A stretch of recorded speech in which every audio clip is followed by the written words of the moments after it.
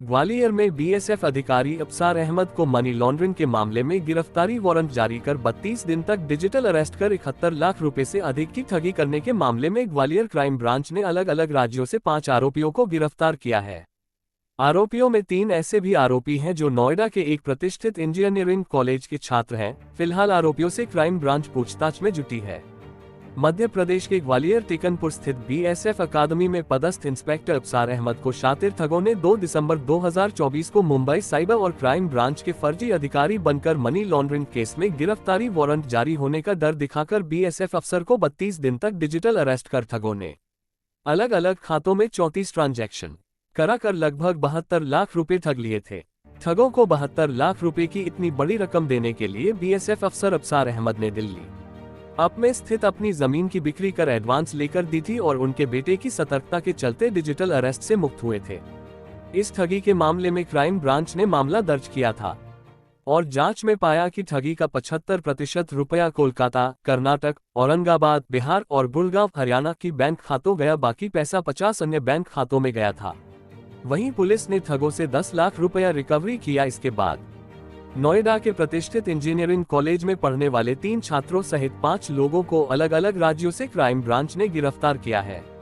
नोएडा के जो छात्र पुलिस के हाथ लगे हैं वो टेलीग्राम के माध्यम कुछ लोगों के संपर्क में आए थे जिन्होंने अपनी पहचान चाइनीज व्यक्ति के रूप में बताई थी और चाइनीज भाषा में ही कम्युनिकेशन किया था।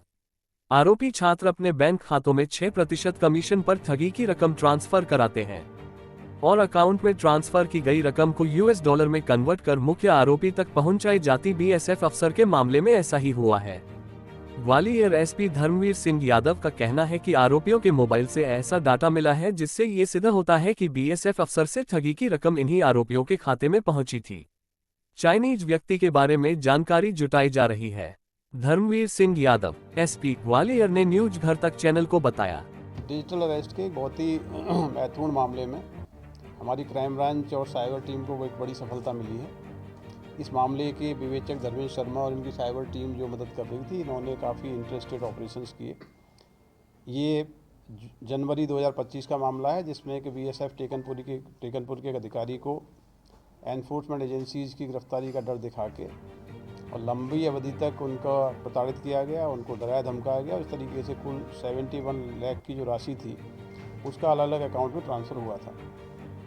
ये केस बहुत ही सेंसिटिव था। इसमें लगातार टीमें लगाई गई। हमारी क्राइम ब्रांच के एडिशनल एसपी कृष्ण लाल चंदानी जी, विवेचक धर्मेश शर्मा और उनकी पूरी टीम, इन्हें लगातार इस केस में 6 जनवरी के बाद से प्रयास किए।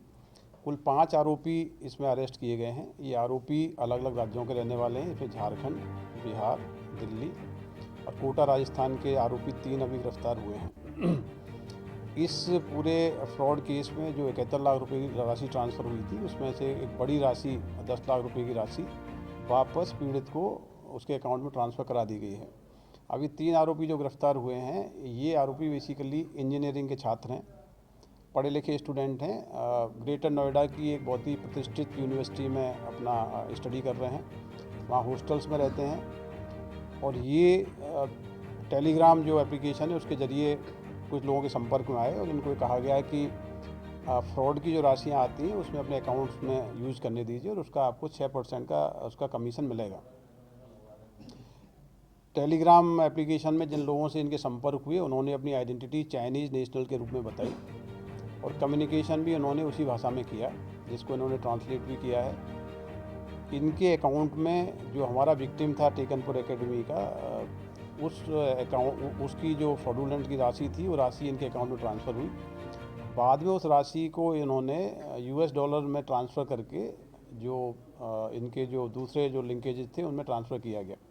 इनके मोबाइल फ़ोन जब्त किए गए हैं। मोबाइल फ़ोन्स में काफ़ी ऐसा डेटा मिला है जिससे पुष्ट होता है कि हमारे विक्टिम का पैसा इनके अकाउंट के माध्यम से ट्रांसफ़र हुआ है।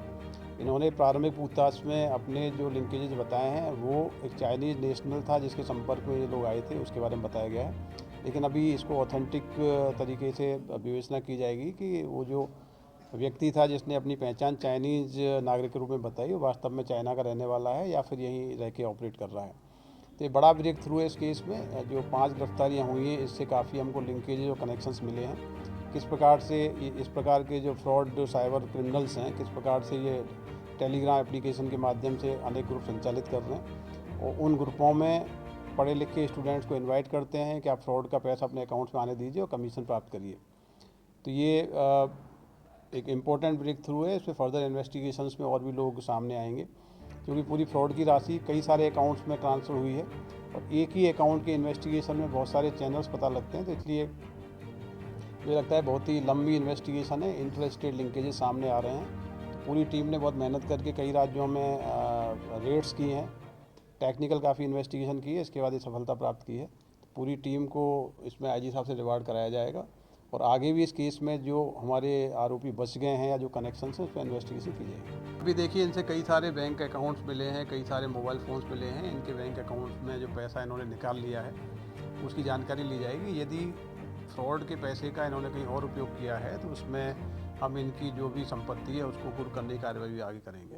देखिए, अभी जिस अकाउंट्स के बारे में बात कर रहा हूँ, जिस अकाउंट से पैसा रोटेट होकर US डॉलर के माध्यम से चाइनीज़ नागरिक को गया है, उसमें हमारे फ्रॉड का लगभग 29,000 रुपये ट्रांसफ़र हुआ था। लेकिन अकाउंट के डिटेल्स देखने से लगता है कि ये लोग और भी इस प्रकार का ट्रांजेक्शन्स किए जो अलग अलग अपराधों से संबंधित हो सकते हैं।